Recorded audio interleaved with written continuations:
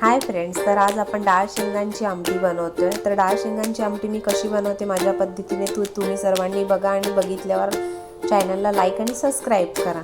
तर बघा, मी आधी 3 शिट्ट्या लावून तुरीची डाळ चांगली शिजवून घेतली होती। पातेल्यात 2 पळी तेल गरम करून जिरं मोहरी घातलं होतं, लसूण कढीपत्त्याची फोडणी घातली आहे आणि त्याच्यानंतर आपण त्याच्यात अर्धा चिरलेला बारीक चिरलेला कांदा घालायचा आहे आणि अर्धा टोमॅटो घातला आहे। मी टोमॅटो महाग झाले असल्यामुळे मी अर्धाच टोमॅटो प्रत्येक भाजीला वापरते, कारण टोमॅटो खूपच महाग आहे। आणि आता बघा, ह्याच्यामध्ये मी सुके मसाले घालते। 1 चमचा हळद, अख्खा चमचा नाही घातला मी, अर्धी चमचा हळद, 1 चमचा म्हटलं तर माझा मसाल्याचा चमचा आहे, 1 चमचा गरम मसाला, 1 चमचा घरचा मसाला आणि थोडीशी लाल मिरची पावडर म्हणजे काश्मीरी मिरची पावडर कलरसाठी।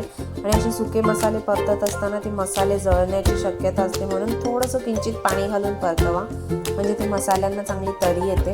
आणि आता शेंगा घालून मी 10 मिनिटं शिजवून घेणार आहे वाफेवरती। तर बघा, अशा वाफेवर शिजल्यानंतर मी त्याच्यात जी शिजवून ठेवलेली जी डाळ होती ती घातली आणि कोथिंबीर मीठ घालून डाळ चांगली उकळून झाल्यावरती थोडं वरतून ओलं खोबरं घातलं आहे।